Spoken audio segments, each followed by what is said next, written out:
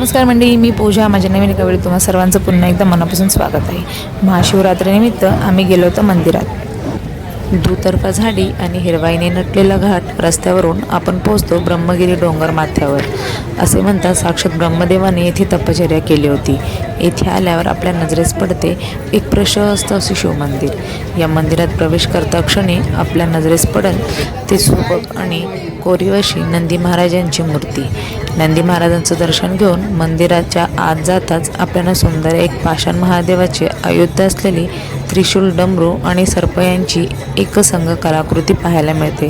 त्याच्या शेजारी ही ओंकाराची सुंदर प्रतिमा पाहायला मिळते. येथून पुढे समोरच 2 दीपमाळ पाहायला मिळते, त्यावर शिवस्तुती आहे.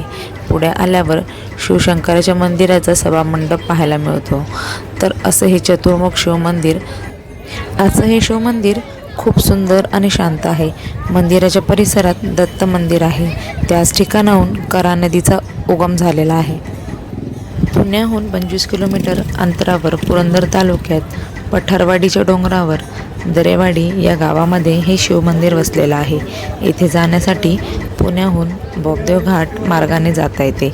तसंच खेड शिवापूर मार्गानेही येथे तुम्ही येऊ शकता. शिवरात्रीच्या दिवशी आम्ही मंदिरात गेलो असल्यामुळे आम्हाला भजन सोहळा आणि देवाचा पालखी सोहळा पाहायला मिळाला.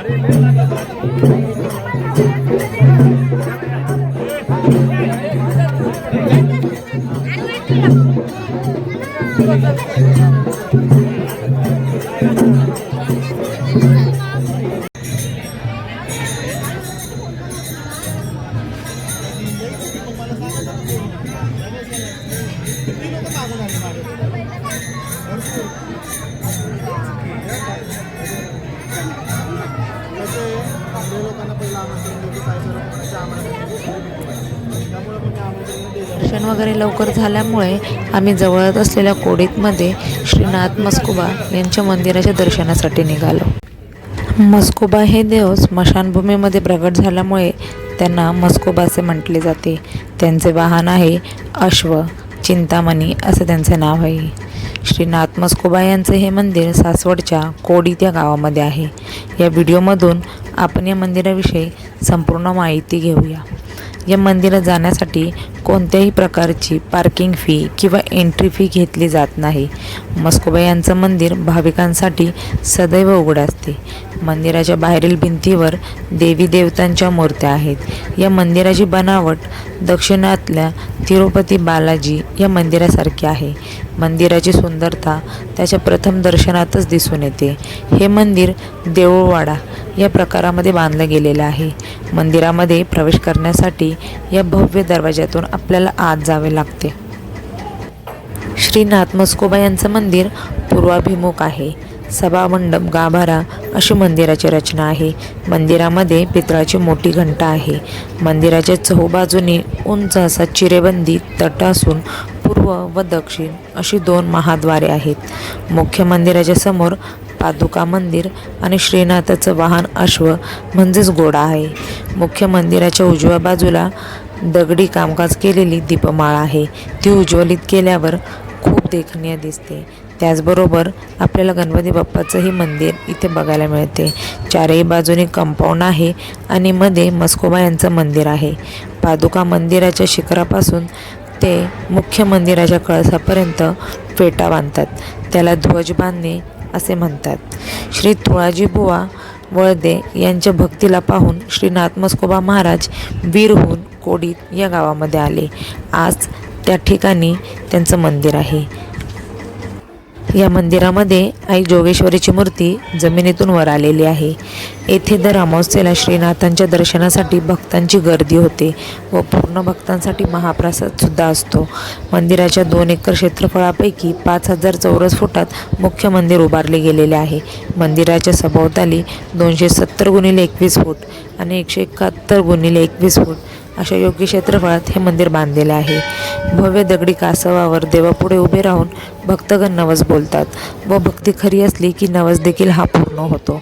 मंदिरावर सोन्याचा कळस बसवण्याचा कार्यक्रम 1 मे 2009 रोजी मोठ्या श्रद्धेने व उत्साहाने पार पडला.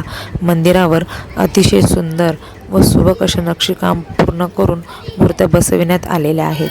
मंदिराचे काम करताना भारतातल्या बऱ्याच मंदिर शैलींचा वापर केलेला आहे. उदाहरणार्थ सोनपुरा शैली, दक्षिणात शैली, द्राविड्य शैली, हेमाडपंथी शैली आणि महाराष्ट्रीयन शैली या शैलींचा वापर केलेला असल्यामुळे या मंदिराची सुंदरता खूप सुंदर आहे. सुंदरता ही चौपटीने वाढलेली आहे.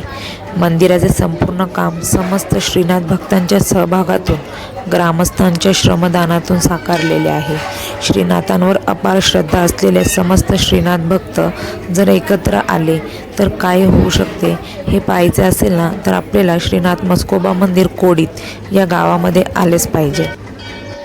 खरोखरच श्रीनाथ म्हस्कोबा यांचं हे मंदिर खूप सुंदर आहे. मंदिरावरची नक्षीकाम अतिशय देखणीय आहे. श्रीनाथ म्हस्कोबा यांचं दर्शन घेण्यासाठी चांदीच्या गाभाऱ्यातून आत जाता येते.